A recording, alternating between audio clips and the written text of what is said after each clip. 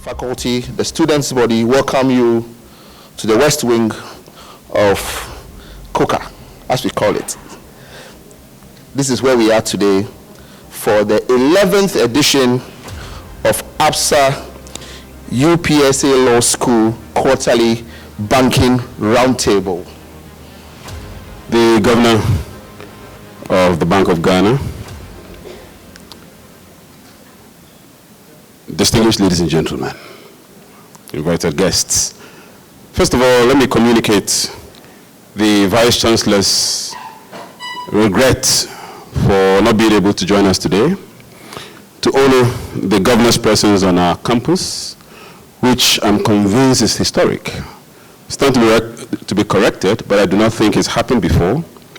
And we are deeply honored to have in our presence the Governor of the Bank of Ghana, the Vice Chancellor, who is unavoidably locked up in a council meeting of the university, communicates his regrets in this respect and has asked me to welcome you to the auspicious, beautiful campus of the UPSA and to the platform created with the support of ABSA Bank and indeed the initiative of the UPSA Law School. The Banking Quarterly Roundtable has been around for some time, and during which period, as indicated by the MC, we have listened to a number of conversations around very important topical subjects affecting banking in Ghana, including, as he mentioned, issues affecting digital assets, for which I'm very sure the Bank of Ghana is putting in place structures in preparedness. The platform discusses the legal and regulatory issues affecting banking, and in respect of the peculiar performance of the Cedi in recent times, we couldn't help but decide to discuss the subject around the Cedi. And I'm delighted to say that recent events in respect of the Bank of Ghana's announcements makes the subject even more topical. UPSA Law School has been a leader in thought leadership issues, and we're delighted that on this occasion, again, we've been honored by the presence of the Governor, who has given us the opportunity once again to be the leader in the discussion of an important issue such as what it means for a currency to be the legal tender in a free market economy where people want to make choices, some of which affect the fundamental bottom line. So, Governor, it is my pleasure to welcome you, and I'm glad you're here today, and I can't wait to hear your presentation as the nation awaits to hear from you. I would like to thank ABSA for their continuing support for this initiative as we look forward in the common obligation of serving our country, Ghana. Thank you. Welcome.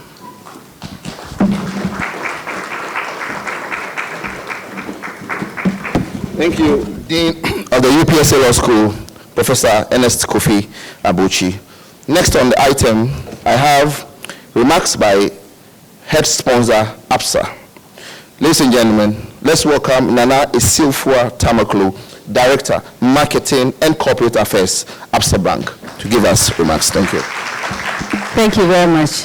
The Governor of the Bank of Ghana, Dr. Johnson Asiama, Professor Kofi Abuchi, I know the Vice Chancellor is not here, and the distinguished faculty of the UPSA Law School, and esteemed panelists.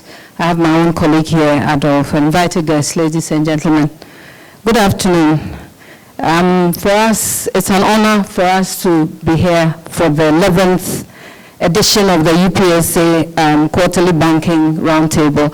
And actually, Kofi, I'm only here because, you know, I won't pay the bills if you don't put me here, so you always have to bring me up.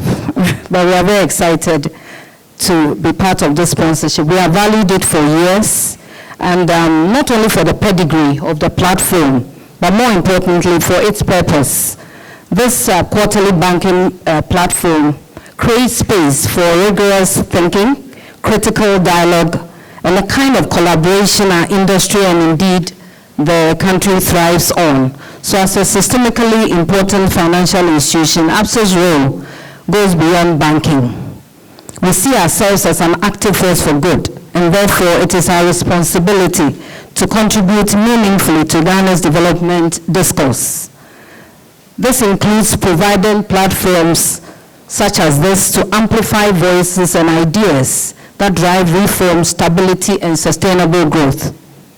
The theme for today's roundtable, legal tender, monetary policy, and the Rising Cedi, could not be more timely. It highlights key issues that affect all of us, households, businesses, policymakers, and banks alike. So I leave the deeper reflections to the experts who will be unpacking this topic. However, I believe we can all agree that the economic outlook is pointing in the right direction. So our shared responsibility now is to work together and sustain this momentum. That progress cannot rest on policy alone. It is grounded in trust, built through collaboration and supported by institutions, academic, regulatory, and financial. So ABSA Bank is proud to be part of this ecosystem. Let me once again commend the Dean and the faculty of UPSA Law School for their vision and consistency in holding this quarterly roundtable. We remain proud partners. And Governor, I have to extend my MD's absence, and he's flying in from South Africa. That's why he couldn't be here. So we look forward to many more insightful editions such as this, and thank you very much. Let me not waste time. Let me invite the keynote address from the special guest of honor, who is the boss of the Bank of Ghana, the man who is doing a lot of magic and putting the city in good shape. Let's put our hands together for let's put that together for. Good afternoon. So it's good to see you all. Very, very young people gathered. I'm sure you are enjoying school. I hope you are enjoying school. Okay, so I have a short prepared speech here. So I'm just going to read through it. But I bring you greetings from the Central Bank. These days we are quite busy. We are busy because it has to do with the US dollar, isn't it? It's a daily fight. The MPC, you heard about the MPC, the Monetary Policy Committee. They had to meet this morning in an emergency meeting, not to set or do anything about the policy rate, but just to review the numbers and also take stock of some of the developments in the markets to get a sense of what is going on and what our options are. Ahead of their meeting, the main meeting is in 10 days. And so from morning, we were at that. We just closed from that meeting. And I decided to rush here, share a few thoughts with you. After that, I'll go back to work on the statement that will be issued later today. It is not a policy statement. It is not what we normally do. Many people were thinking we're going to do something about the monetary policy rate. That was not the objective. It was just to look at the numbers ahead of the main meeting that will start in 10 days' time. So I'm glad to be here. Dean of the ABSA Law School, Professor Kofi Abochi, I really enjoy listening to you all the time while you're on stage. Distinguished faculty and staff of this esteemed institution. We have a number of panelists here. After I'm gone, they'll take my place and discuss the issues in depth. We have some scholars here, captains of the financial industry. I can see Mr. John Awuah and others, a few managing directors as well, representatives from the media, ladies and gentlemen. So let me begin by expressing my heartfelt gratitude to the leadership of ABSA Law School for this invitation and for convening such an important and timely dialogue.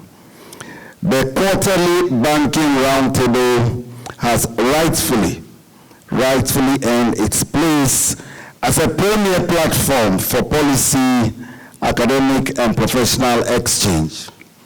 Exchange where thought meets strategy and scholarship meets national imperative. And I'm deeply honored to be part of today's conversation. So, colleagues, we gather at a critical juncture in Ghana's economic trajectory after navigating a turbulent period marked by global shocks, domestic restructuring, and currency depreciation. And Ghana stands today on a firmer footing. Confidence is returning, economic momentum is strengthening, and most symbolically, the Ghanaian cedi has become a testament to resilience, to recovery, and to reform. Colleagues, this turnaround is not cosmetic, as we always say. It is structural.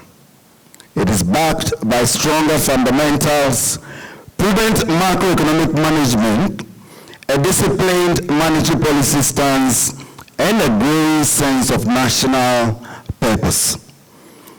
Inflation, as you are aware, has fallen to its lowest level since 2021, and the cedi has appreciated over 42% year to date, while gross international reserves have risen to over 11 billion, which is equivalent to 4.8 months of imports cover, while provisional trade surplus records about 5.6 billion. But let us be clear, currency stability is not merely a technical victory. It's not at all. It is a psychological one. It shapes how people save, how people invest, how people transact, and ultimately, how they trust the state. Confidence in the cedi, therefore, is a mirror of confidence in our institutions. It is a barometer of sovereignty, a symbol of our unity, and a driver of our collective economic destiny. And so today's theme, Ghana's legal tender, monetary policy, and the rising cedi, is not only relevant, it is very essential. It calls us to examine not just how the cedi has recovered, but how we as a nation can entrench that recovery through legal, policy, and behavioral alignment. And I'll come to each of those later in my delivery.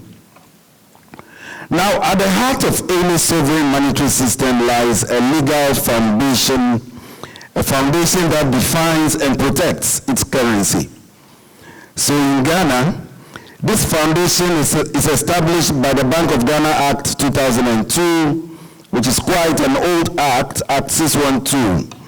This act confers exclusive authority on the Bank of Ghana on the issue of issuing currency, and the act designates the Ghanaian cedi as legal tender for all transactions conducted within the Republic.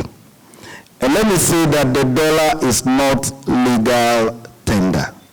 It cannot go everywhere the cedi goes. The dollar is not legal tender in Ghana. What it means is if you pay me in dollars for service or something I sell to you, I have every right to say no, I will not accept it, right? So why do we allow the dollar to go everywhere the cedi goes? Consciously, we must be able to protect the cedi. We must be able to ensure that it's the only form of transacting in this country. Now, legal tender in its simplest form refers to money that must be accepted if offered in payment of a debt. But its implications are far deeper. It underpins the legitimacy of pricing, the enforceability of contracts, the structure of our payment systems, and the integrity of our financial markets. What this means is that any attempt to displace the cedi in ordinary commercial transactions, whether through mandatory dollar invoicing preferential pricing in foreign currency or informal currency substitution is not only economically distorting, but also legally impermissible. It challenges the very fabric of monetary sovereignty. So the legal tender status of the cedi is therefore not a ceremonial provision. It is the cornerstone of macroeconomic governance. It ensures that monetary policy decisions, interest rates, liquidity management, inflation control, all these can transmit effectively through the economy. And without a dominant legal tender, no central bank, no matter how technically capable, can execute its mandate successfully. But the cedi is more than just a unit of account or a store of value. It is an emblem of Ghana's journey as a modern state. Now, cast your minds back to 1965, when the cedi replaced the British West African pound. For those of you, maybe most of you were not born at that time. The West African pound used to exist prior to the introduction of the cedi. That event marked a profound act of economic self-determination, and this was done by our first president, Dr. Kwame Nkrumah. It was not merely a currency change. It was a declaration that Ghana would no longer outsource its monetary destiny. The cedi became a symbol of national identity, of institutional emergence, and of the aspirations of an independent people. And so, this month, July of 2025, marks 60 years exactly when the first president of Ghana introduced the cedi. And accordingly, we are going to celebrate it for the next 6 months. There are a number of events we've lined up. All this is determined to retune our thinking. Kwame Nkrumah gave us the cedi. What are we doing with it? The cedi has gone through many facets, and we are going to be discussing all these in the next 6 months. We are going to be charting forward another journey for the cedi. The cedi can be as good as the rand. Why is it not as good as the rand? So therefore, collectively, we will get this fixed. The cedi can be as good as any currency. You don't need to hold the dollar. It all depends on what we collectively do with the currency. Now, on the 8th of August, the celebration will be launched by His Excellency the President at the International Conference Center. And let me invite all of you, as many as you can, please join us. We want to make a bold statement that day, that as a people, if 60 years ago, the first president of Ghana decided to take our history, our affairs, into our own hands, 60 years down the road, we should be doing the same. And we must all collectively, as one, make a bold statement that day. So over the past 6 decades, the cedi has borne witness to Ghana's economic highs and lows. It moved from fixed exchange regimes and liberalization to redenomination and the modern digital economy. Through all these, it has remained a thread that binds our economic story together. And yet, the greatest threat to its legitimacy today is not inflation or external shocks. It is the erosion of public trust through informal substitution, and dollar preference. In too many instances, whether in real estate, whether in paying school fees, or whether in high-value retail, the cedi is bypassed. Not because it is legally unfit, but because we have allowed perception to trump policy. and convenience to trump sovereignty. How many of us are not guilty about this?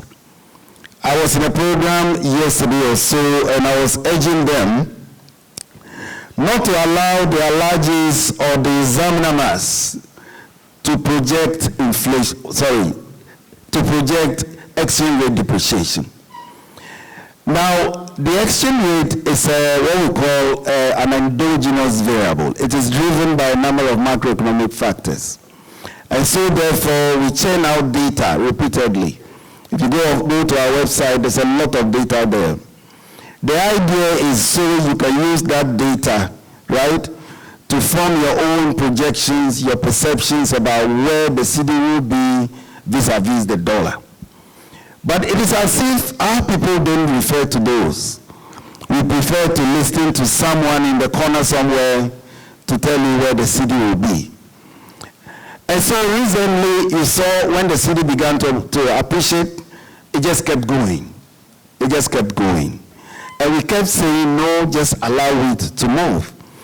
What we have is a managed float system.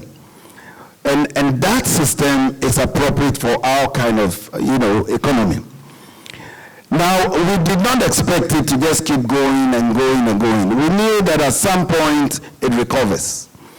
Now, as it moves, as it is, continues to move flexibly, it's actually protecting the country. It's responding to a number of, variables in the country. And by being flexible in itself, it helps to protect the country against shocks. So allow it to move. When it begins to come up, allow it to come up, right? It will go down again. Now, in so doing, there's one thing we look at. What we look at is called the real effective exchange rate. The real effective exchange rate is a combination of both inflation and the nominal exchange rate. So while the nominal exchange rate is moving, we are looking at what's happening to inflation. And therefore, there's something we call exchange rate misalignment. So long as in real terms it is not misaligned, you'll notice that we allow the nominal exchange rate to continue to move. But as soon as we notice a persistent realignment, that means something needs to be done, and that's where we intervene. So these things don't just happen. And if there's anything I want you to remember this evening, all I'm saying is let these things be driven by evidence, by the data, not by what my good friend, the allergy in the corner, tells you. These are macroeconomic factors. And as students, I want you to develop that. Everything, every projection, every forecast, anything you want to do, let it be what? Backed by data. Look for the data, form your own expectations. This thing about the heading effect, everybody moves in one direction. Now that the cedi somehow has stabilized, we're seeing some bit of tension. Everybody thinks, oh, it's about to reverse its gains. It's not about to reverse its gains, right? If we allow the cedi to perform the function it's supposed to perform within a flexible exchange rate regime, you see these movements, right? It doesn't mean the world is going to come to an end because it will move again, right? So this attitude needs to change. In countries like Kenya and South Africa, it will be unthinkable for a citizen to reject the local currency in favor of the US dollar. And those of you who have traveled to South Africa will bear witness, right? When you go there and you give someone the US dollar, they tell you to go to give them the rand, right? But in Ghana, if I give you the US dollar, what will you do? You keep it. But I expect you to tell me, no, please, give me the cedi. Can we get to that? Can we ever get to that? Within my lifetime, I pray I see it within my lifetime. Right. Right. So in Ghana, if we are to safeguard the cedi's role in our economy, we must begin by reclaiming its prestige in our everyday lives. Let us price in cedis, and let us transact in cedis. Let us teach our children that the cedi is worthy of their trust, their savings, and their ambition. Because in the end, the strength of a currency is not determined only by central banks or financial markets. It is determined by the people who use it, the people who protect it, and the people who believe in it.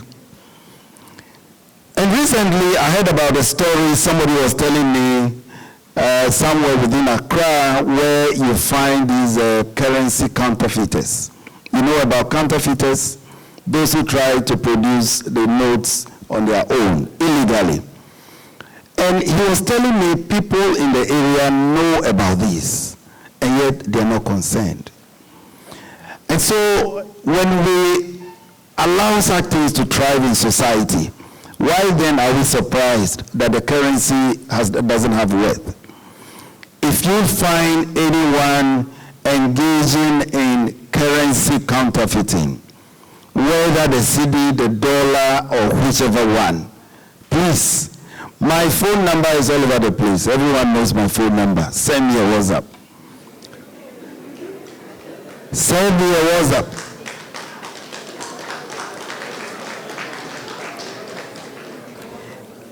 You know, and the heartbreaking part is that I'm told a lot of foreigners are involved in that, right?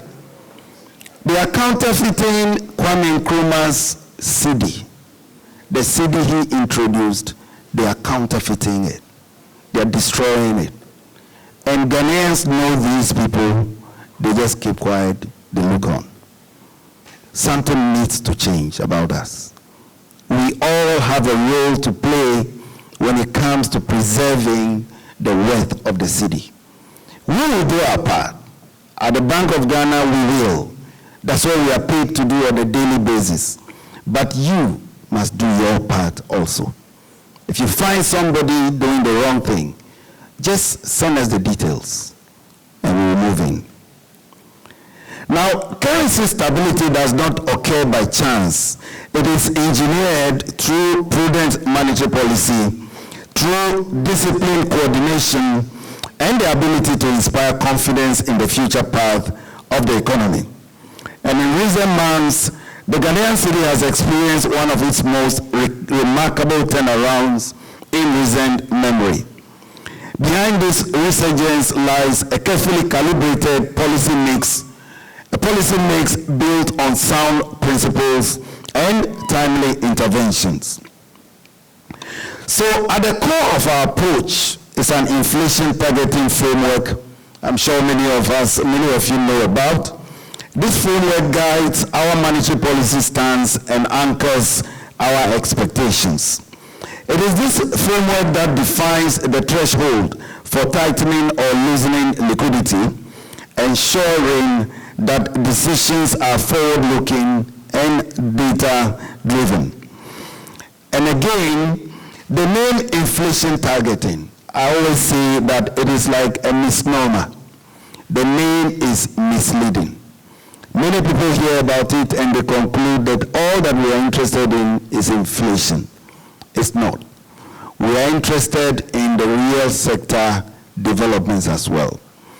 In fact, if you come to our monetary policy sessions, you see us go through so many kinds of real sector data. And what we have done since we came into office was to open things up.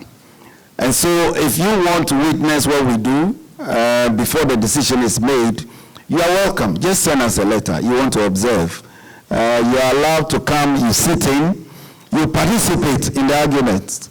You actually ask questions, and the technical staff are there to answer. So at the end of the day, you can actually have a feel of whether the policy rate should go in a particular way. And we've also changed the voting pattern. So these days, it is the majority decision that counts. And even after the voting, we publish the arguments that each of the members made for which reason they voted in a particular way. And so what we brought on board 5 months ago is greater transparency.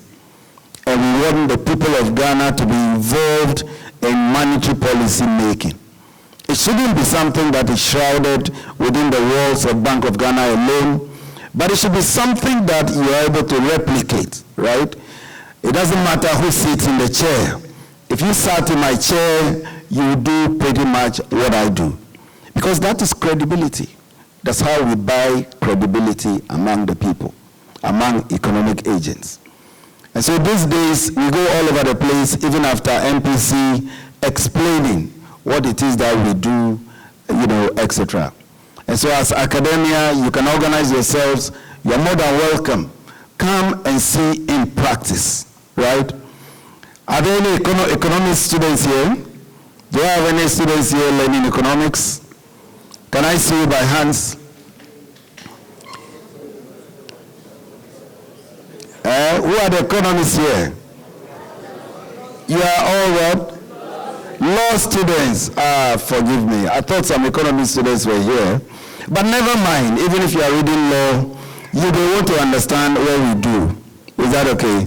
So that's good. You can organize yourselves. We can arrange for you to come and observe what we do.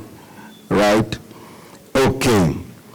So key among our instruments is the monetary policy rate, which serves as the primary tool for signaling the direction of inflation and managing liquidity conditions in the economy. By adjusting the policy rate, the bank influences borrowing costs, it influences credit creation, and it influences consumer behavior. We also complement these with what we call open market operations, including the sale and purchase of Bank of Ghana bills to fine-tune our short-term liquidity management framework. These operations have been critical in sterilizing excess liquidity and reinforcing the policy rate corridor. To stabilize the exchange rate and reduce speculation, we deploy a transparent and rules-based forex auction system. These auctions allow the bank to meet legitimate demand in an orderly and non-disruptive manner while minimizing arbitrage and hoarding. Finally, our reserve management strategy has shifted towards consolidation, building adequate buffers to withstand external shocks and reinforce the credibility of our commitment to exchange rate stability. So let me give you some data on the outcome of these actions in recent times. Inflation, which reached a peak of 54.1% in late 2022, has fallen consistently for 6 consecutive months. It now stands at 13.7% as of June 2025.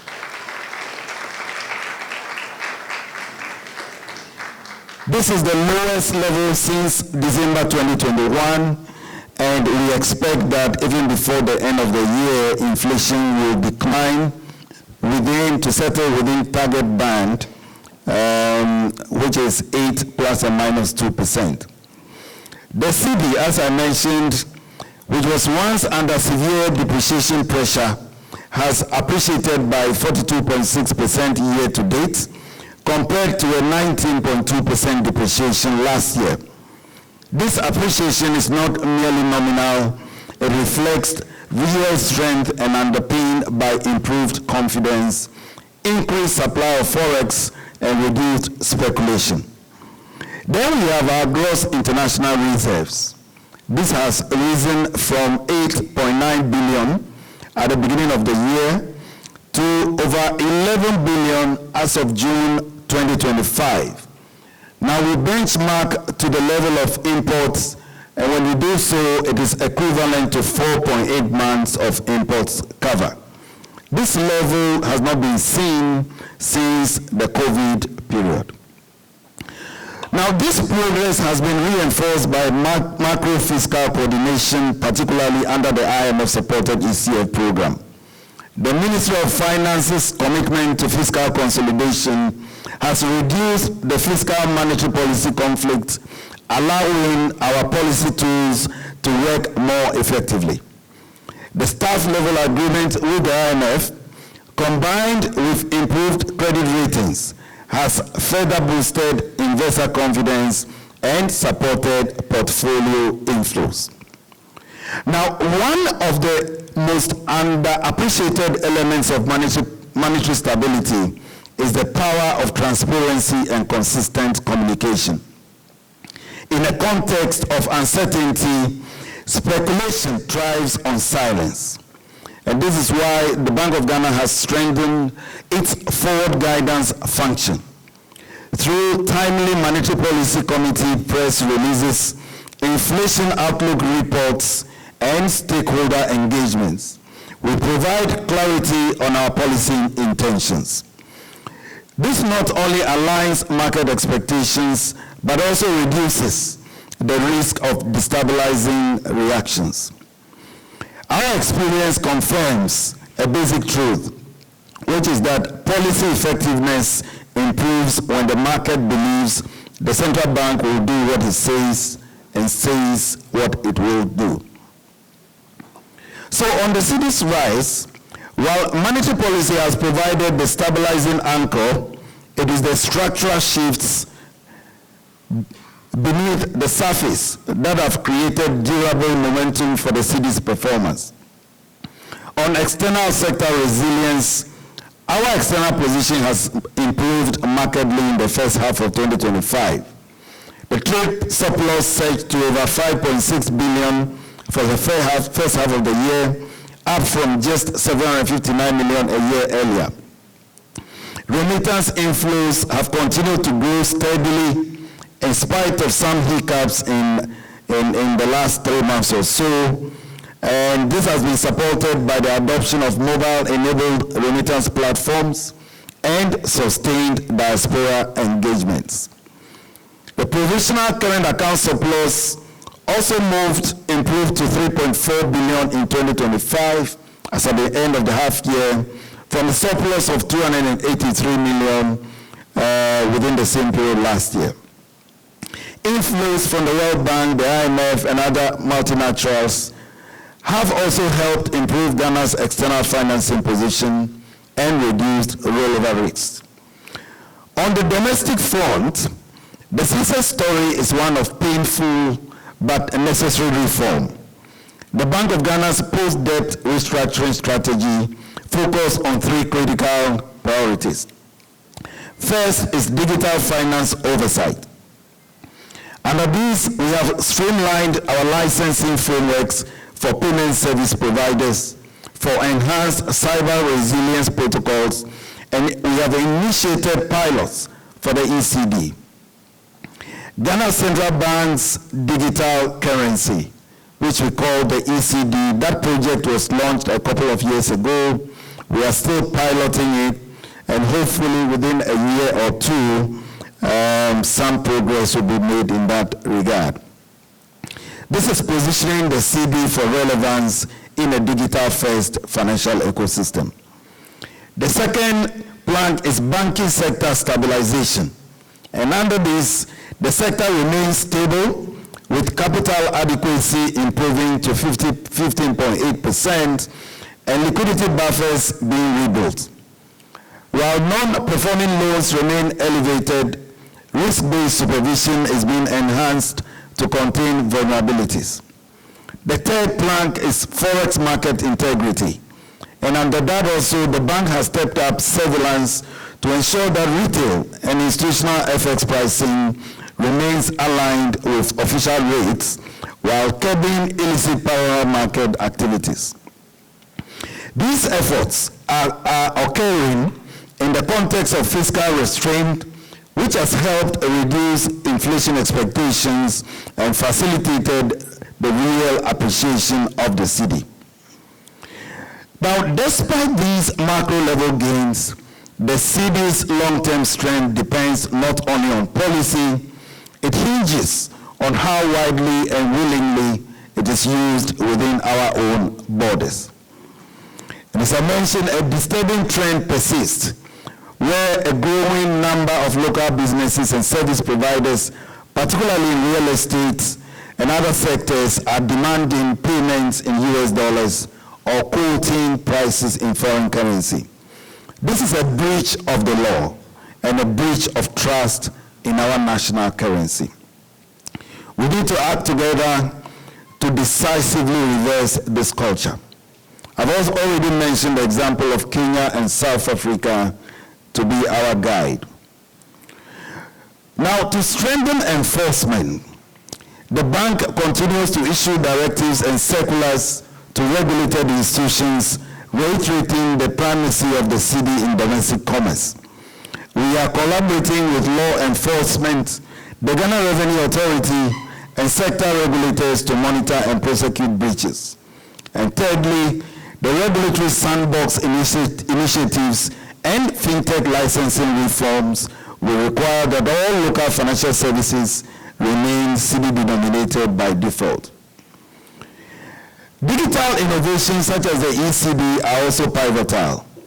Once fully scaled, the ECD will ensure that even in cashless transactions, the Ghanaian cedi retains its primacy, not only within formal banking systems, but across rural economies, mobile platforms, and regional digital trade corridors.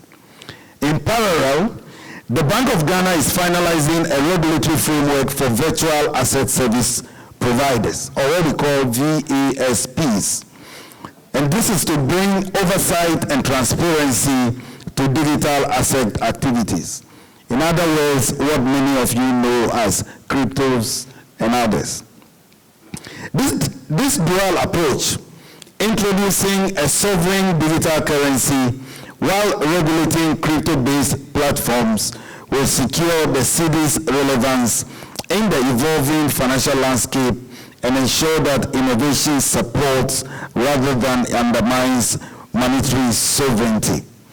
And so hopefully from the end of September, we are going to be able to regulate the exchanges that provide what you know as cryptocurrency. A friend of mine says cryptocurrency is like the air we breathe, right? It's like the air we breathe. It's everywhere. You know, you can decide to look the other way. You can decide to pretend it doesn't exist. But the reality is it is ongoing. Many people are using it. I'm not an advocate, but I'm someone who wants to ensure that for those who use these platforms, they use them responsibly, that they use them safely. And so we are introducing the legal framework.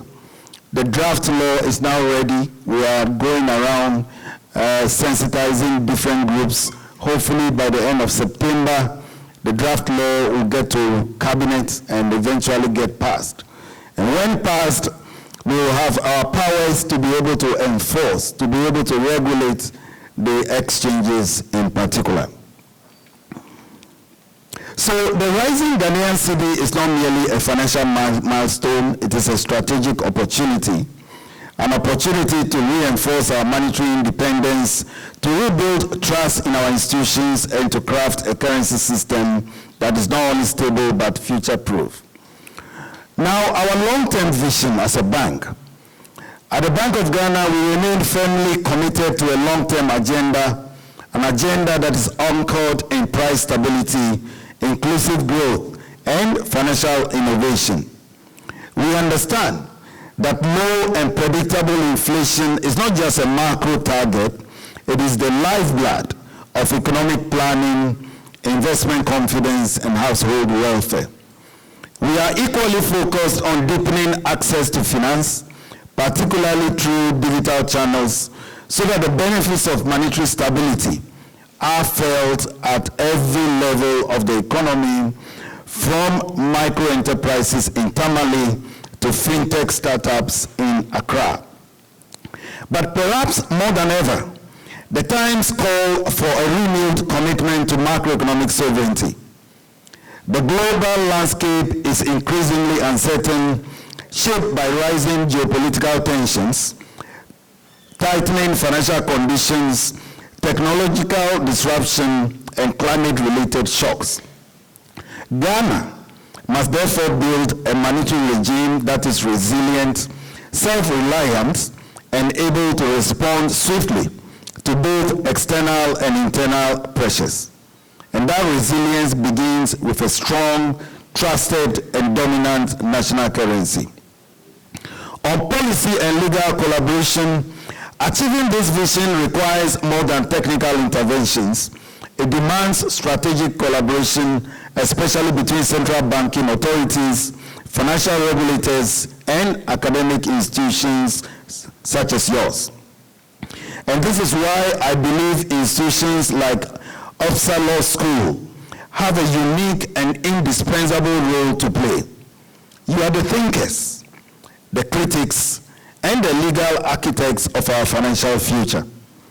We need your input not only in understanding the evolution of monetary law, but also in reimagining its future in areas such as digital currencies, such as cross-border payments, such as sustainable finance, and such as legal frameworks for virtual asset regulation. Let us work together, colleagues, to develop a forward-looking ecosystem, an ecosystem where legal literacy meets monetary policy, and where the next generation of lawyers, economists, and policymakers are equipped to defend Ghana's financial sovereignty in an increasingly digital and integrated world. But beyond the legal and academic realms, I must also issue a call to action to all stakeholders, banks, businesses, fintechs, and professional associations, that upholding the legal tender status of the Ghanaian cedi is not a sole responsibility of the central bank. It is a collective obligation. We need businesses to price in cedis, to respect the currency in practice, and to help shift national sentiment from dependency to dignity. And we need financial institutions to continue investing in cedi-denominated digital platforms, lowering transaction costs, and making the local currency the default of choice, not merely by law, but by convenience and by trust. And most importantly, we need to empower the youth, who are not only the most digital savvy, but also the most globally connected. To them, I say, trust in your currency is trust in your future. The cedi is not a relic of the past. It is a tool for building a new economy. The Ghanaian cedi's resurgence is not an accident, as I said. It is the product of bold policy choices, collective discipline, and prudent stewardship. It is proof that with the right reforms, the right institutions, and the right mindset, we can reverse decline, we can restore stability, and we can reclaim confidence. This is not the end of the journey. It is only the beginning of a new chapter. A chapter in which the cedi is not merely stabilized, but respected, widely used, and digitally future-ready. So let me thank the ABSA Law School once again for its leadership in convening this important dialogue. Your commitment to bridging academia and policy is exactly the kind of thought leadership Ghana needs at this crucial moment in our economic narrative. Let me also thank the panelists, yourselves, students, and professionals gathered here. You represent the very constituency that must carry this message forward into lecture halls, in courtrooms, in boardrooms, and in markets. And I am confident in the path we are on, not because the journey is easy, but because the destination is clear. And that is a Ghana that manages its money well, a Ghana that governs its currency with integrity, and a Ghana that builds a future that is anchored in financial sovereignty and in inclusive prosperity. Let us continue the dialogue with open minds and shared purpose. Indeed, the CD is rising. Let us rise with it. I thank you for your attention.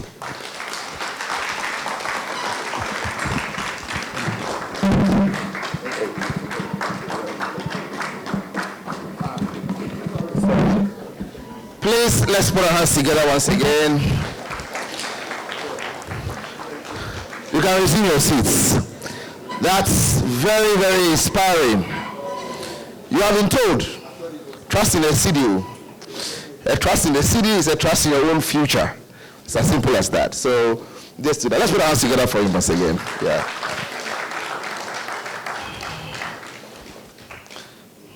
Yeah. So, we have the next item. And you see, while the discussion was going on, I was thinking about one thing. There are a lot of law students over here. And I think this is kind of macro economic issues and all that. But I told you to go and do economics. You said you cannot read law. So this one is up to you. It's kind of everywhere. So I won't even try to, restate what the governor has said. Because if I try, I'll begin to see legal principles instead of economic principles. So thank you. Thank you very much. I would like to bring the governor back to the podium. Thank you. Thank you. So the UPSA Law School, as I indicated, is highly honored to have the governor here. Subject to correction, which I think will not be, you are the first governor to have visited the UPSA, but certainly the law school. So we are deeply honored, and as a testament to your national service, we present this small plaque to you, a joint initiative of ABSA Bank and the UPSA Law School. And with your kind permission, I would like to read the statement. So UPSA Law School, ABSA Bank, presented to Dr. Johnson Pandit Asiama, Governor, Bank of Ghana.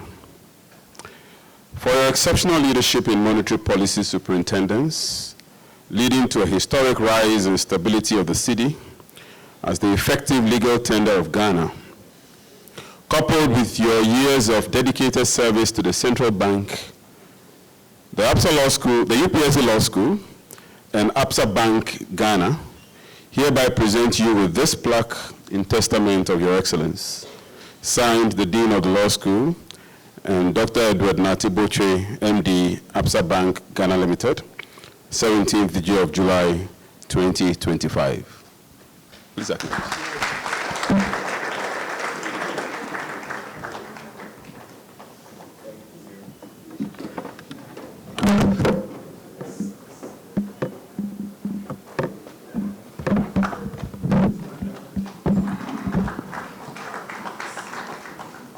UPSA Law School Quarterly Banking Roundtable, the 11th edition, happening live from the UPSA here in Accra. So we are moving on to the panel discussion, and as you are aware, we are talking about Ghana's legal tender, monetary policy, and the Rising Cedi.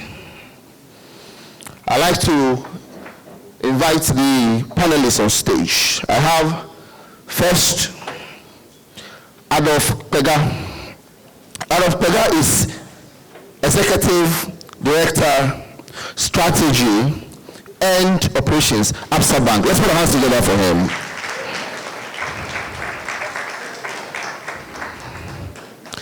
Then I have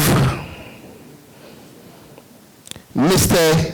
Yao Apialati, who is Financial Advisory Partner and Africa Infrastructure Lead, Deloitte, Ghana. Let's welcome him. That's like a very big post. It's a big post, Charlie. And then finally, I have the moderator, who is Emmeline Afi Owusu. Please, let's put our hands together for Emmeline. So for now, my work is done, at least for now, and I hand over to Emmeline. Thank you. Thank you very much. When the governor asked whether we're happy to be in school, I'm not sure I heard so many exciting voices, but I can tell you that you are so privileged to have had the governor of the central bank in your midst. And not just him, but you have lots of leaders of industry. You have lots of leaders, top people in your midst today. I encourage you, ask all your questions. This is one rare privilege where you have leaders, experts, right at your doorstep. So I encourage you, law students, today I'm on your side. So as we start, I will just take a few questions, but I want to leave a lot of room for Q&A to allow you to ask questions. And while we sat there, you told me that a lot of the discussions will be in plain language, so that it will be devoid of jargons and technical terms, just so that we can unpack what is behind the resurgence of the Ghana Cedi. Thank you very much. Okay, great, okay.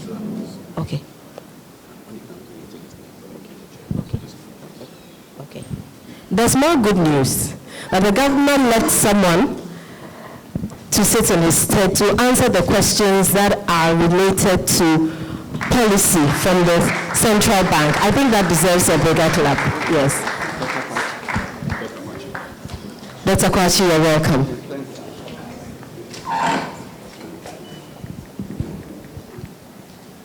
So since we already have spent some time, I'll just go straight to asking a few questions, and then I'll leave the floor for Q&A. I will first direct our question. Our first question will go to Adolf Pega, Mr. Pega from ABSA Bank. To find out from him, we'd like to know what are the main levers behind the recent appreciation of the Ghana Cedi. Thank you, Afi, and happy to be here. Colleagues in UPSA Law School. It's exciting to see the energy in the room.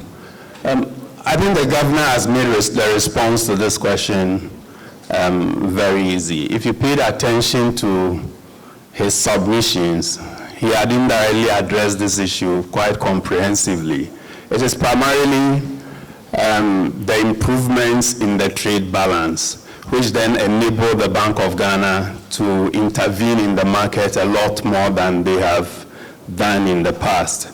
If you check the records, you would have seen that, and when I say to intervene in the market, I'm referring to how much dollar they sold into the system. And when you check the record, they had done about 3.3 billion in Q2. The quarter before, which is Q1 this year, they did 1.4 billion of that. But in Q4 last year, they did about 2 billion. So you will see that if you check it from a quarter-on-quarter basis, certainly what happened in Q2 was a lot more than we had done in the last 3 quarters. And definitely that should have some impact. But how would they be able to do that? That's the question we should be asking. Is it that the dollar is just there and they at will pick and choose to do it? I think he's made some references between the relativity between the exchange rate and inflation, and directionally what informs their actions and intervention. So that's their policy decision. But fundamentally, the policy may, and the technicalities may direct you to intervene, but if you don't have the dollar, you will not be able to intervene. And that is where the trade surplus conversation comes in. We've been able to record a trade surplus because we recorded about 60% increase in our export earnings. And these were primarily driven by gold. Gold prices, as we know, are at one of the best in these times. And for that reason, if you export gold as a country, even if the production had not increased, you will reap the benefit of the improvement in the prices. The price between March and, I think March it was about 30% up. By April it was about 40% up when you do a year-on-year assessment on the gold pricing. And Also, with the trade total export of about 9.3 billion at the time, it was realized that gold accounted for about 56% of it. So you see how significant it is and how, if it performs well, it impacts our trade balance and therefore supports our ability to support the regulators' ability to be more active in the market when their policy assessment requires that.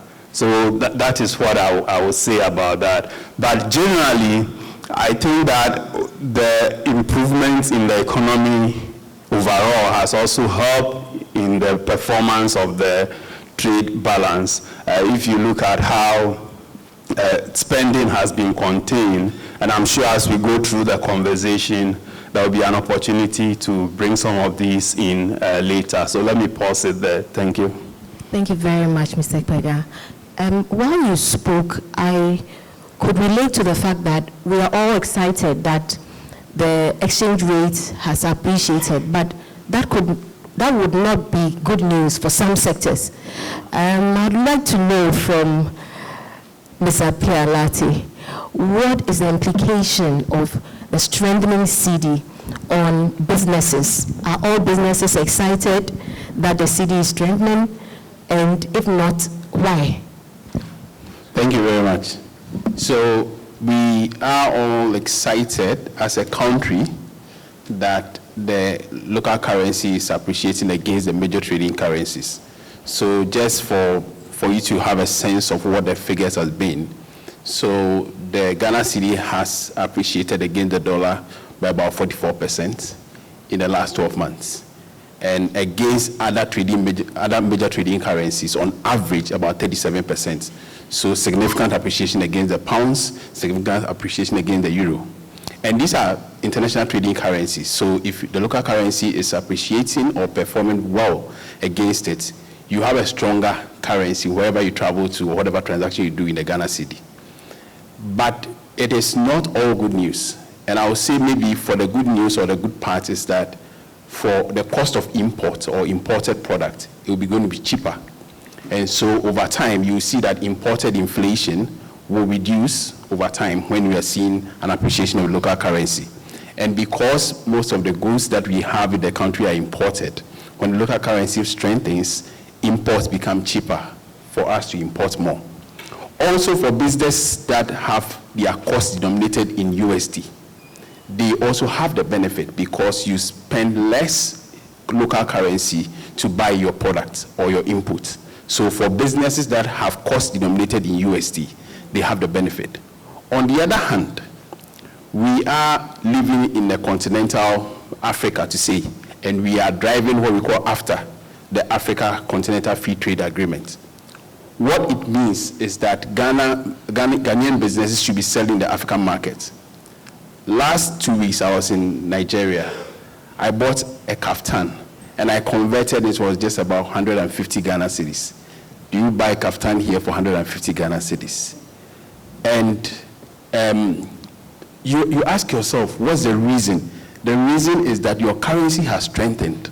And so when you convert the Ghana cedi to the naira, you get a lot of naira.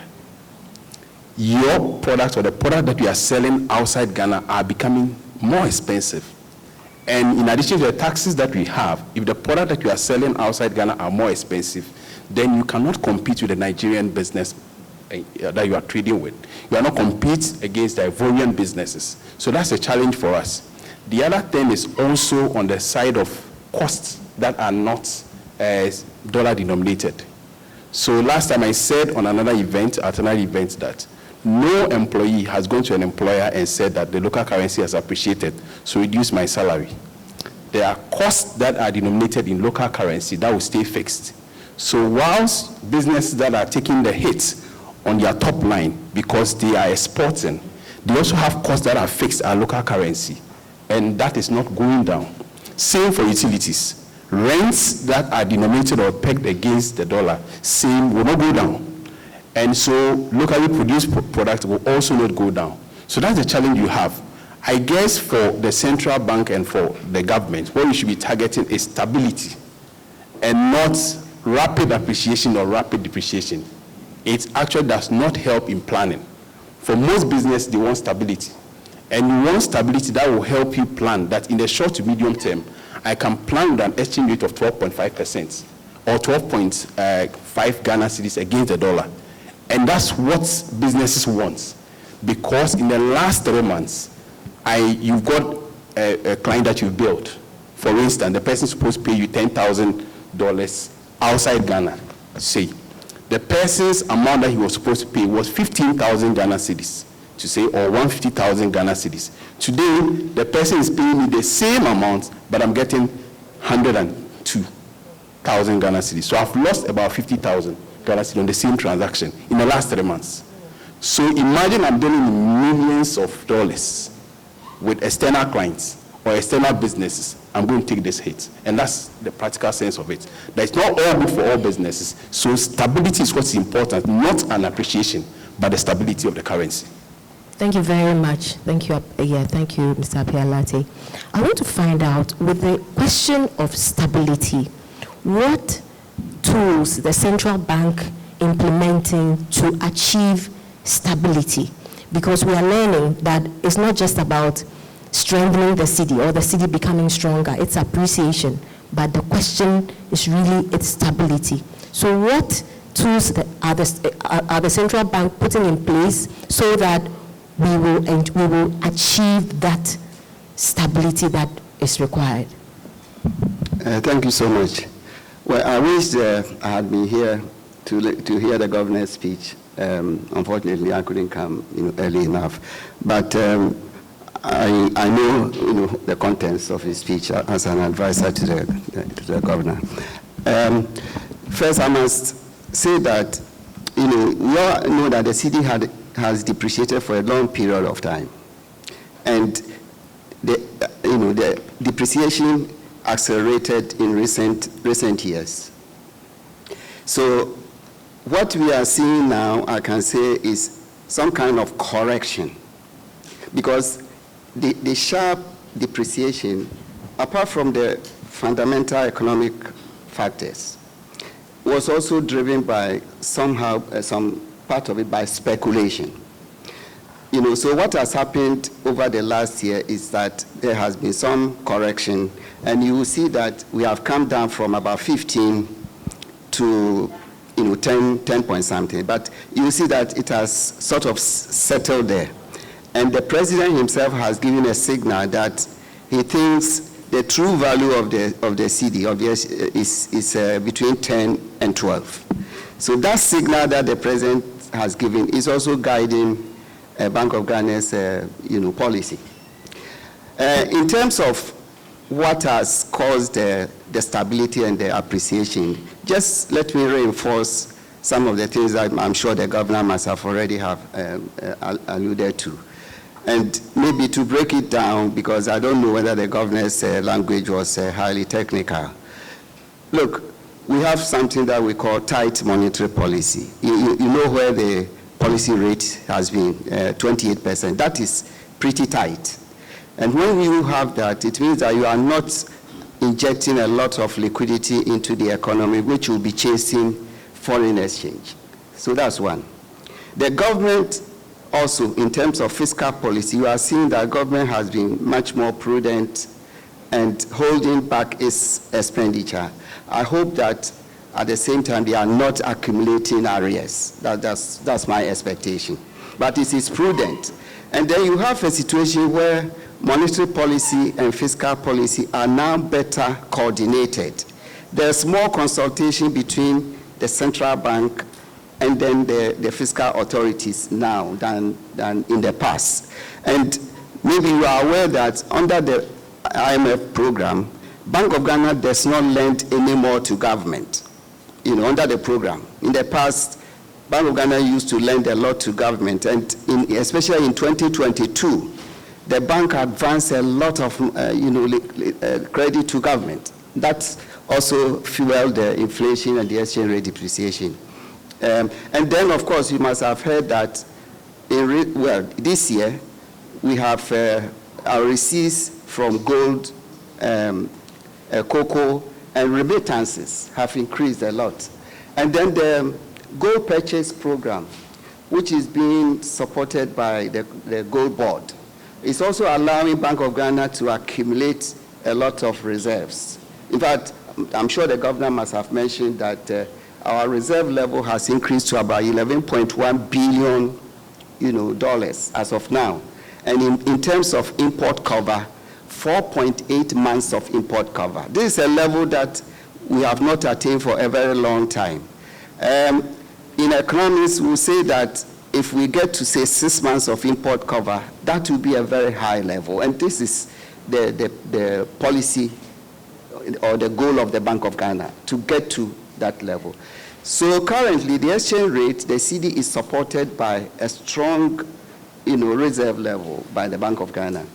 And given that monetary policy will continue to be the tight, fiscal policy prudent, but of course, this is talking about the short to medium term. This economy faces very, fundamental weaknesses, underlying structural weaknesses, and those will have to be addressed. I'm talking about the fact that we depend so much on a few primary commodities, and then also on the import side, we import virtually everything. So there will be the need for structural transformation of the economy over the long period, to be able to sustain the stability in the long term. So whilst Bank of Ghana is managing monetary policy, government is also doing its bit. I'm saying that we should see some kind of transformation in the economy going forward, and that will help us sustain the stability for a longer period of time. Thank you. Thank you, Dr. Kwache. As you spoke, I could hear fiscal policy, monetary policy, I could hear structural reforms. I want Mr. Pega to help us. Since he is a leading banker, I want him to just give us, as law students, right, we want to just get a clear understanding of when you say fiscal policy, monetary policy, what are they talking about? But was I too technical? No, not at all. Okay. Not at all. Yeah. Sure. So fiscal policy simply refers to the decisions or actions of government relating to spending and taxation, right? So when you hear they talk about fiscal policies, it's just in reference to these measures. What is government's decisions and actions around its spending? What is government's decisions and actions around its tax policy? So as government increases or reduces tax, there is a certain effect on the economy.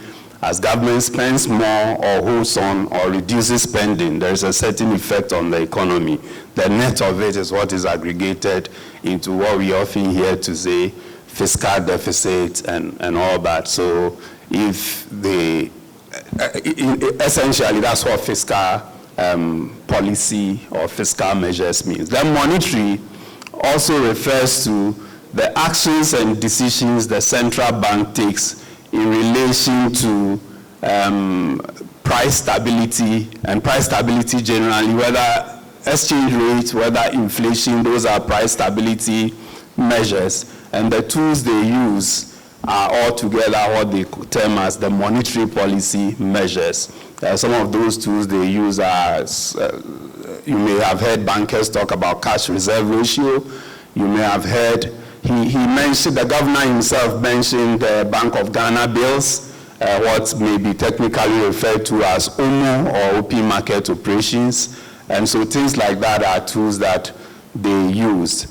Specifically in respect of the FS, Bank of Ghana uses a forward auction approach to allocating FS in the market, and there is nuance to it. It's not just the fact that we say they sell FS and they sell it like anybody else. What they do is that they take orders backed by demand, effective demand. So your bank, you take an order to your banker, and your banker will take you to the auction.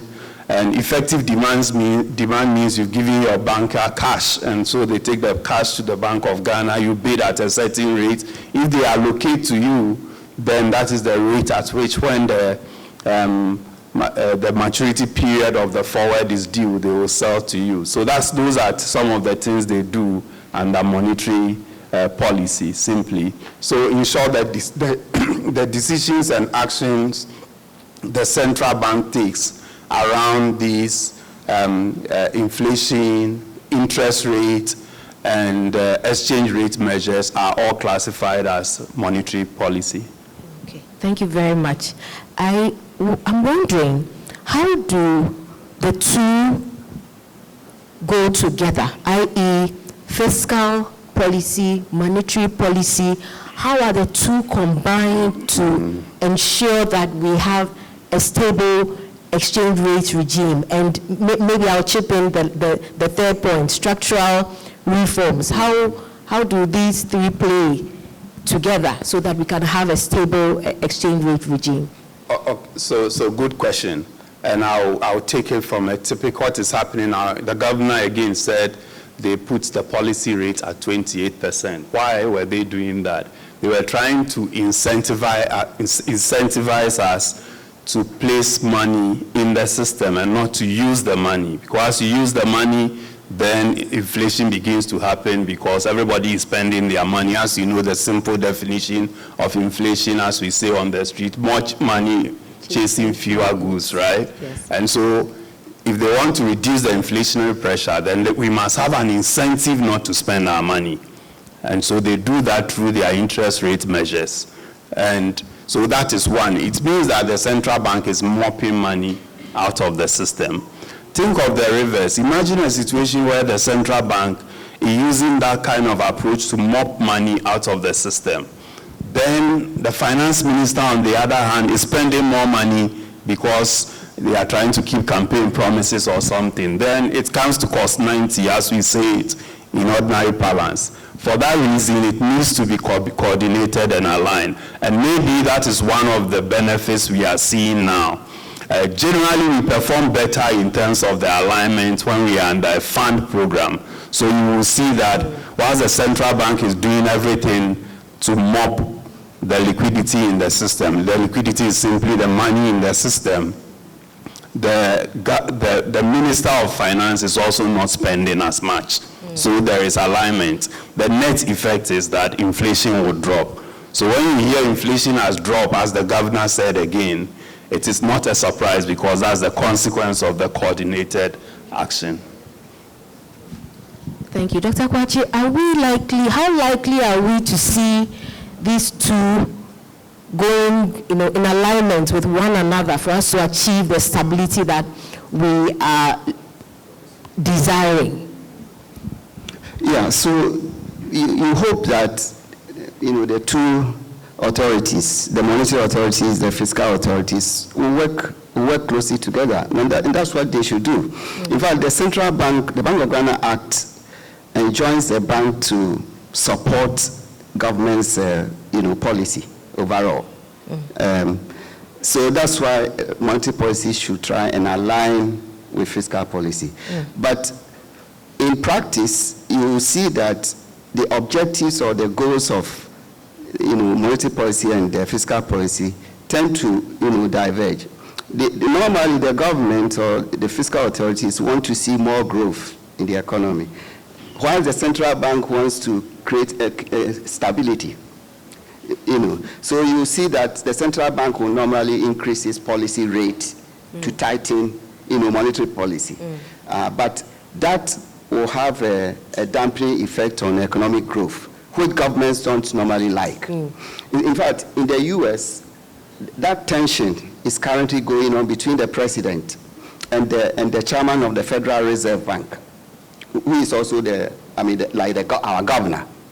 They have interest rates like our policy rate, which is just below even 5%. But President Trump is insisting that they should reduce the policy rate so that they bring other interest rates down to influence growth. But meanwhile, they are also concerned about the possible inflationary effect of that. So monetary policy and fiscal policy always tend to conflict. So it is ideal when you get to a position where you say that both of them are aligned. But as much as possible, what is going on now is that they are trying as much as possible to coordinate those two, types of policies. And one factor that is working for the central bank is that under the IMF program, the bank is not supposed to lend to government. It is a requirement, So that takes pressure off the monetary authorities. Yeah. So in that sense, well, I expect that they will continue. But what I'm not so sure is when the program is over. You see, because Ghana, we have a history whereby when we are under an IMF program, when they provide what we call an external anchor to macroeconomic situation. Then when we leave the program, then we go back to our old bad ways and overspend and all that, especially during the election cycles. And that's when we destabilize the economy. And then we have to run back to the IMF to impose, the discipline on us. So in our history, we've been to the IMF 18 times, maybe more than any other country. But I hope that this will be probably the last of our programs, and we never again are we going to go to. But it requires us to impose the discipline on ourselves and not require, the IMF as the schoolmaster to come and do that for us. I think that we are law students. Will we back the approach, an approach where laws are used to effect this kind of change that we are looking for? We are looking at discipline. Will we support, Mr. Apialati, will you support a regime a legal regime to keep our actors in check? Well, thank you very much. Wearing my second hat as a lawyer, I'll support that. But the problem or the challenge we've had, and practically, I'll give you a very good example. We passed the Fiscal Responsibility Act that capped our deficit 5%. We suspended that act when we were struck with COVID. And today, we are still over 5%. Maybe over the last few years, we've been over 5% until recently. And so when you suspended that act, the question you ask yourself is, do you pass law just to break the laws? It is consistent policy across board that can help you achieve some of these targets. And I'll give you some very good examples. On the tax or fiscal side, we have instances where there's a new government that comes, removes or abolishes all the tax handles or almost all tax handles, and over time they introduce new ones. That is policy inconsistency, and it affects planning for businesses. And so we have to ensure there's policy coherence and consistency across board and over time. Otherwise, after every 4 years, we kind of remove all tax handles, and then over time we introduce new taxes. In taxation, you are either enforcing existing laws, amending new laws to make them more efficient, and then introducing new laws. Every budget that's presented to Parliament over the last 5 years or so introduced new taxes. That does not enhance policy consistency. The second point I would like to make is that we have to ensure institutions are working. We have to empower the relevant institutions to enforce the laws. And by doing that, we restore confidence and trust in the local currency. Examples have been given where you go to some countries, go to Kenya, go to Ethiopia, you put dollar on the table and the person sees it almost like a fake currency. Because the guy doesn't see any value in the dollar. Give dollar to someone in this room. And you see how the person gets excited. We'll take it with excitement. Yes, because he knows that there's an abochi behind this auditorium who's ready to take it. Elsewhere, you can't have that. And so we have to, over time, restore confidence in our local currency as a store of value and also as a currency for all transactions. We have allowed instances where even education, openly, educational institutions are charging US-denominated fees in the country. We shouldn't allow that to happen. Landlords are charging for rent in USD-denominated. We shouldn't allow that to happen. We have to restore confidence in the local currency. And the last one, maybe just to add to it, is the fact that we have to give opportunity for people to invest in our businesses. And one good example is to enhance our local capital markets, for instance. In the last few years, there hasn't been a lot of activity on the Ghana Stock Exchange. How many IPOs have you heard happen? The reason is that we had some macroeconomic challenges, and so that affected the listing on the stock exchange. I heard the Ghana Stock Exchange CEO mentioning that they are far advanced in a program to establish a West Africa exchange, where if an MTN or any institution in Ghana lists on a West Africa exchange, you will have some of the business, even Dangote, invest in a Ghanaian business. Because the challenge we have is that a lot of business in Ghana here or companies do not have the appetite to invest on the Ghana Stock Exchange. But there are others in other countries that are willing to invest. Someone in Senegal will be interested in investing in Alouettes, will be interested in investing in Blue Skies. Blue Sky can expand and even be bigger than what we are seeing now. So if we enhance our capital markets, we will have opportunity where business are doing well. And we wouldn't have to rely on foreign currency and be debating. A lot of activities, as Dr. Kwachi has alluded to, is through the activities of speculators. We should address this speculation because we do not have confidence in our local currencies. The speculators are also benefiting. Tomorrow, if you tell someone the exchange rate is coming to 15, you see how people rush to the banks to go and buy dollars. That speculation is something we should address. Thank you very much. Just reinforce some of the things he's already said about the need for legislation and all that. As he has said, we have rules already in place. Fiscal rules, that's the 5% deficit ceiling, which was suspended. The minister suspended it in 2020 because there was an escape clause in it, which he could invoke, is that right? Invoke. Yeah, so because of external shocks to the economy. But you know, since then, it is not being restored. But this is the responsibility of Parliament to do that. They've abandoned that responsibility. I don't know whether there are any parliamentarians here, you know, but this is, and then you go to the Bank of Ghana side also. They have a limit on lending to government. It is 5% of last year's revenue. Well, that has been put aside now, and well, it is actually being reduced to zero under the IMF program.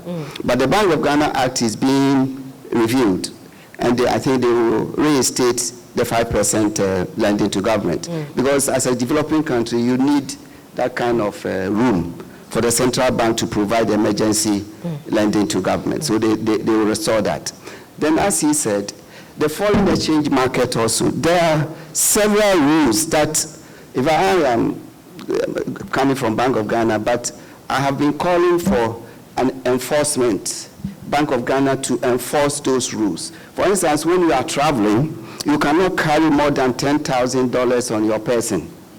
Now, but we go to the airport, even the customs people, they don't search us, that we take it on us and go away. Yeah. Even in the US, where the dollar is their currency, when you are coming out of the US, you cannot carry more than $10,000 on you. If you are carrying more than $10,000, you have to declare it to customs. If you don't do that and you take the risk and they find it on you, they will seize it. You know. And then Bank of Ghana, the Foreign Exchange Act says we should not be pricing any goods or services in foreign exchange in the country. But that is, you know, done on a very large scale. You cannot pay Ghanaians for their services in foreign currency. But we have consultants and special aids and so on, you know, receiving foreign exchange for their services. So the rules, we have the rules and the regulations, but we need to enforce them. You're right, enforcement is key. We are at the ABSA-UPSA Law School Quarterly Banking Roundtable, and this will not be complete when we have not heard from the law students themselves. So we want to hear from you. If you have any questions, yes, I think Mr. Kwega has an intervention here. I'll play the devil's advocate for the public here. So the fundamental question is that why are people unwilling to price in cedi and rather they will do dollar? And what? And that's the fundamental question. We do not see, as they say, one swallow does not make a summer. People are rational, so they see, yeah, we've had quarter one, quarter two, things are looking good. Is it stable? Is it going to be stable? If we are able to hold the stability over time, it will affect behavior. Because we saw in Q2 that suddenly there were reports that real estate companies were pricing in Cedi. Why? Because they were losing in dollar terms, the rates were dropping. So they were suddenly pricing in Cedi. It tells you that the issue is not necessarily the currency. It is the ability to hold value. So if the currency is not holding value, then definitely people being rational will continue to find ways to maximize their economic benefit. For that reason, the stability question then falls squarely on the Bank of Ghana to ensure that the currency is stable. I think the governor has tried to make us appreciate the fact that we are not running a fixed exchange rate regime. And so for that matter, it is to be expected that the currency will fluctuate up and down. But truth be told, until this year, our currency movement direction has always been depreciation, right? And so that then feeds into people's mind, the subconscious, and therefore decision making. So if we are now in a period where the central bank is fully focused on stability, fully focused on defending the currency, it gives some assurance, and therefore people can be encouraged and will, in my mind, over time begin to be inclined more to holding Cedi than any other currency. Thank you very much for that clarity that you brought on board. Do we have any questions on the floor? Yes. Yes. Okay. Please come forward.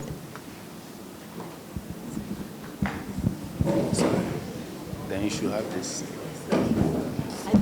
I think the questions will be directed to our panelists. So, okay, so I will keep this and then I'll, okay. All right. Okay. Hi, my name is Ian Asumeni. Yes. And drawing from what Mr. Apialati said, you mentioned that the cedi has been strengthening over time, and that's led to more imports. So, like, that has led to people importing more because now the cedi can buy more, if I'm stating it right. Now, that, if I'm right, that leads to, if there's more spending than earning, it will lead to a trade deficit if I'm right. And now that has an effect on the balance of payments. Now, if that happens, and then now the cedi, you have to buy, I'm trying to phrase this properly. We're exchanging more for, we have to buy in their currency. Doesn't that lead us back to square one? Okay, so I like the conundrum that you've painted. Yes. And I know a lot of people have that. That's my first question. Okay. Yes. That's your first. Yes. Okay, so how many questions do you have? Just two. Just two? Yes. Okay, we'll take the two. Okay. So I can ask the second one. please go ahead. Now the second one is that as a law student who's not had much exposure to economics, this is a new experience, and a lot of the things are a bit confusing. How would you suggest that a law student who's interested in knowing about economics becomes abreast with current affairs and just economics in itself? Any resources, any books, anything to help? Yes, those are the two questions. Because it's going to the lawyer on the cabinet. Well, interesting. So I'll start from an easier question that you asked. So as a law student, you should not only be thinking about law as in what you are reading, your constitutional law, your law of contracts. All of what you are reading today will translate into commercial transactions in future. That's why you learn commercial law, company law, and all. And if you are a lawyer and you want to specialize in commercial transaction, project finance, which is what I do, you have to understand some of the terms that we are using here. So you don't sit in a law class and say, I don't understand macroeconomic factors, what's inflation, what's exchange rate. You draft a contract or you go for an arbitration where the parties have entered into an agreement and they've linked their agreement or index to the dollar over a certain period, or they're using US Treasury rates. Do you know what the US Treasury rate is? And yet it's in an agreement. You need to understand what it means. So you should be following Bloomberg, you should be reading the stories there, you should be listening to CNN, their business news, and understand. They speak in language that you can easily understand. So follow through. Listen to business news. Don't tune in and only listen to the political debate. You're not only doing constitutional law. I mean, you're doing this here, so, but he's also very good with contracts. He also knows company law. And these are business transactions. All of what you are discussing here, you translate and you advise your clients based on that. So you have to understand and be on top of them, which is why I'm happy the law school is anchoring this, because you have to understand it. A lot of people run away from legal accounting, I know, but when you go to law school, you do legal accounting, and you can't run away from it. If you don't pass it, you cannot be called to the bar. To answer your first question is the conundrum that you mentioned. I didn't say that the appreciation of the currency has led to more importation and with figures. No, it is likely to, and it makes the currency stronger. So imports will be cheaper for Ghanaians who are importing. But the good thing is, on the other hand, we've had the benefit of commodity prices increasing. Gold, for instance, has increased by approximately 40% from about $2,300 per ounce to now $3,200 per ounce. That means that our gold export is going to be more. We have increased the export in terms of quantity, so it is price and quantity. So price has gone up, and the quantity of export has also increased. So as a country, we benefited. This has resulted in the benefit that we mentioned, that our reserves has increased. So we have 4.7% or 4.7 months of import cover. We have about 11 billion, as the governor said before. Same with other variables such as our current accounts. So our current account used to be under or just about 66 million. It's now about 2.7 billion.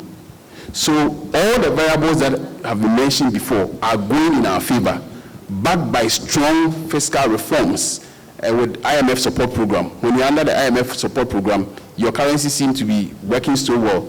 I've seen countries going the same trend. Zambia, when they signed onto the IMF program, their currency and other variables started doing well. I think, like I said before, it's about consistency and stability over a period, not over a short period, but over a long period of time. Thank you. So don't just study your law books, but also listen to the news. Tune in. Just try to familiarize yourself with what's going on, and over time, the terms will become more familiar with you. Thank you very much. I think Mr. Pega wants to say something. Thank you. On the first one, I think that is the credibility to a managed floating exchange rate regime. I mean, the scenario he painted, because there are periods that you would have a surplus on your trade balance. There are periods that you have a deficit.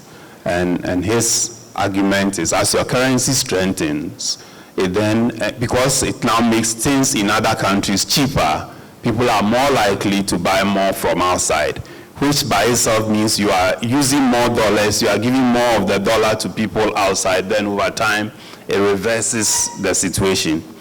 And so what a managed flow situation does, as the governor explains, is they observe, they study it, they use a lot of data. So then they are able to pick the points at which there needs to be a correction or intervention, so they step in. So you realize that even when the currency was significantly appreciating, it was getting close to 9, but over time, it has come back a bit between 10.4, 10.5, 10.3, depending on where you are going. So that's how it works. There are self-correction measures. At the same time also, there is a manager to it, which is the central bank, and they step in to correct, at least they try to correct to avert the kind of scenario you paint. And in terms of how do you get to know being a law student, naturally it's not everything that all of us, the courses we did in school, will teach you or will prepare you. You should know in the bank today, people studied all sorts of things, but they work in the bank. Once you enter, you must educate yourself. As you are exposed to the meetings, you listen. And even before, these days you listen to radio, you are in this forum. You are privileged that you are reading law, but you are being exposed to this level of financial and economic conversations. Other people may be reading law, they may never have this exposure. But what do you do with it? As you take notes, the keywords that are confusing, there may not be opportunity to ask follow-up. Note them, Google them. Yeah, that is it. You Google them, you will read. And if you are interested, it will lead you to another link. Read it. And that's how gradually, anytime you hear somebody discussing something financial, economic, and you hear a word you don't know, you don't understand, Google it. It's not, over time, you realize that you suddenly know a lot more than others. Thank you. Thank you very much. What he's saying is that the power is in your hands. Thank you very much. I think that I've been signaled that we have run out of time, so I'll take our closing remarks from our panelists. We heard from the governor that we should trust the city. What are your closing comments on what steps we can take to trust in the city, to restore confidence in the city? I'll start with Dr. Kwache, and then I'll take Mr. Pialati, and we'll take the final comments from Mr. Pega. Yeah, so the governor said we should trust the city. In other words, Ghanaians. Yes. We should trust. Of course, your currency should be of value. I'm sure that's the message is conveying. Should be of value, to you. But trust in the currency doesn't come just, by itself. I mean, people will not trust the currency if it's not, especially if it's not stable. If it's not stable, then people will not. That's why countries, including Ghana, we experience some levels of dollarization. In other words, we prefer the dollar instead of the cedi. Why is that? But of late, since the cedi strengthened, you see that people are the confidence in the cedi is increasing. Yes. And now people are some people opt for the cedi instead of the dollar. In fact, the governor, I don't know, he gave us an example whereby he said his friend, was going to buy a car, and he had dollars because the car was being priced in dollars, so $40,000. Then he took it there, and the dealer said, no, they won't accept dollars. We should rather go and bring cedis. And then he went to the forex bureaus and the banks, trying to get the cedi equivalent, and they said, well, we can change it for you, not at one spot, in various places, but then we can only give you so much. And some were prepared to pay just 9 cedis to $1 and all that. So you see that the cedi is gaining strength, and the confidence in the cedi is picking up. And it is that stability that we, the policymakers, need to maintain so that the people will have more confidence in their currency. I don't think that we should put that burden on people.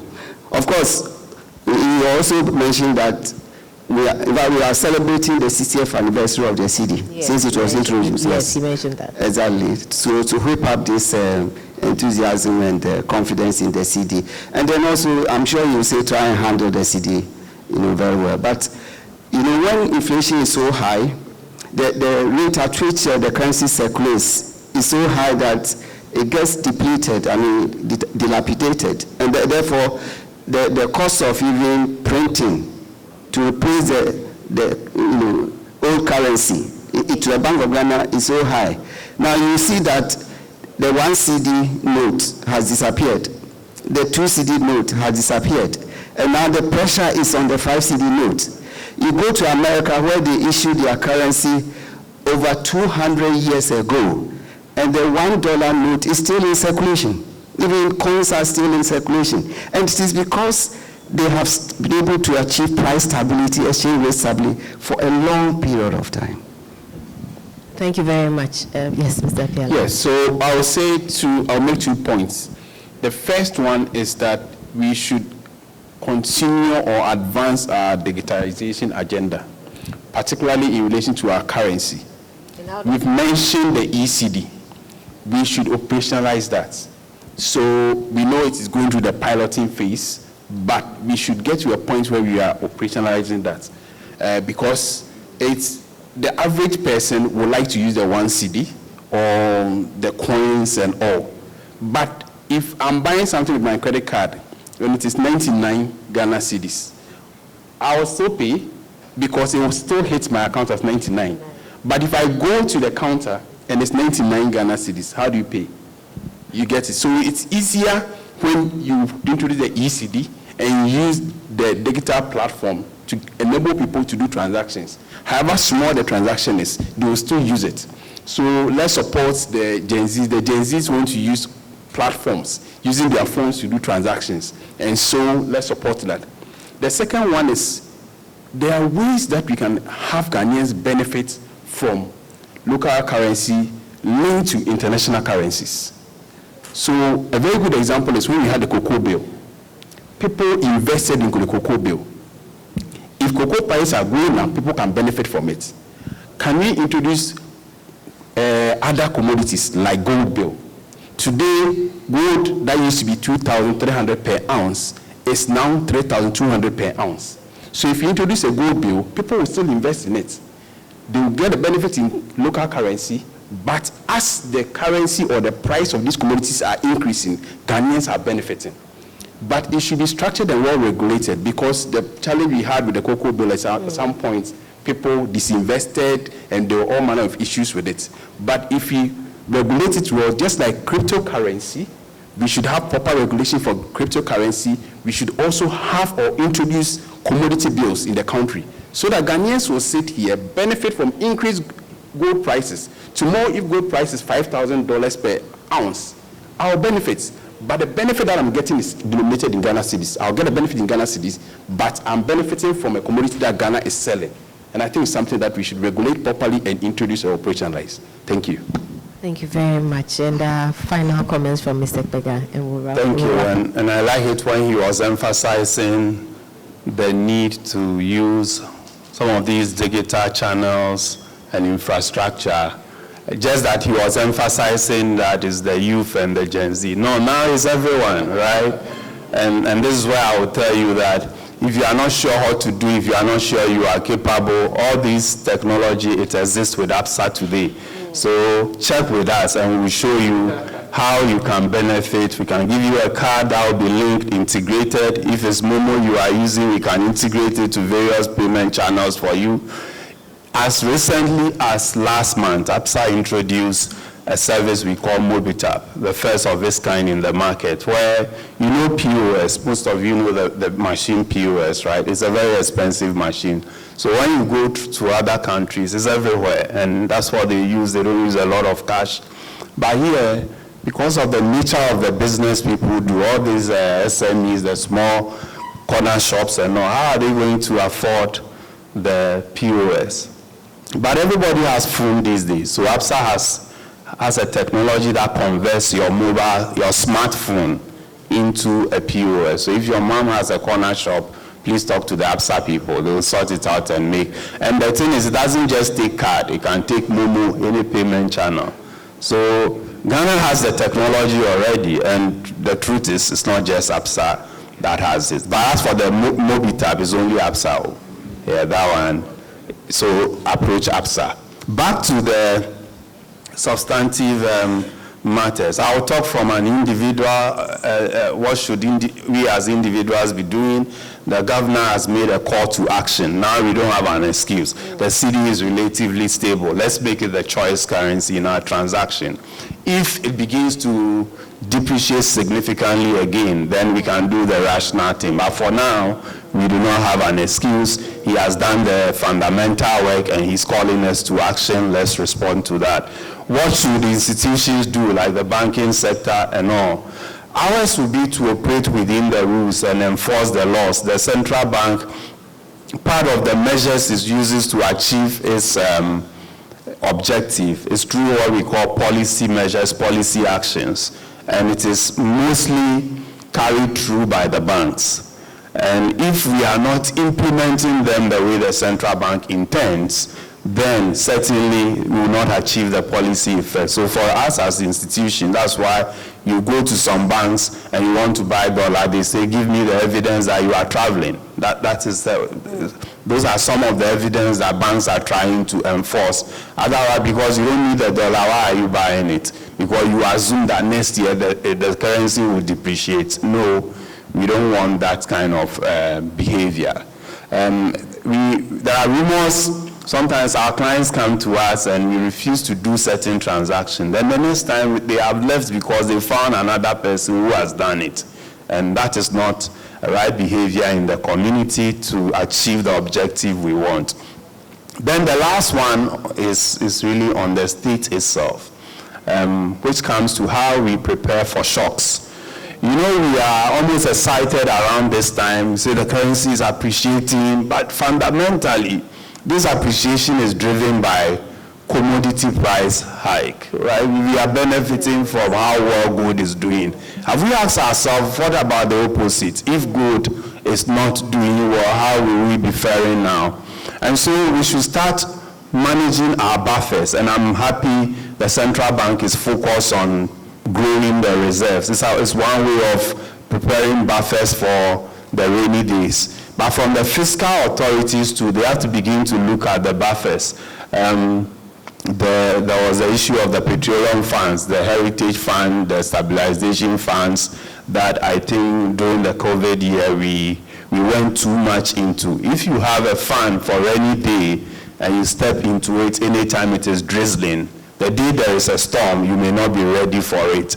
And so that would be my suggestion, that let's begin to go back to those issues and make sure we are preparing the country for when the shocks come, because definitely those shocks will come because of our reliance on commodities, either from the import side or from the export side. Thank you. Thank you very much. Thank you. I think they deserve a round of applause.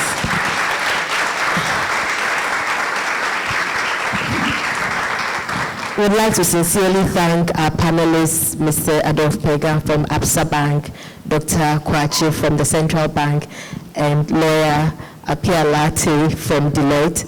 And if there's anything I took note of, is policy coherence, policy consistency, and structural reforms. The rest is yours. Thank you very much.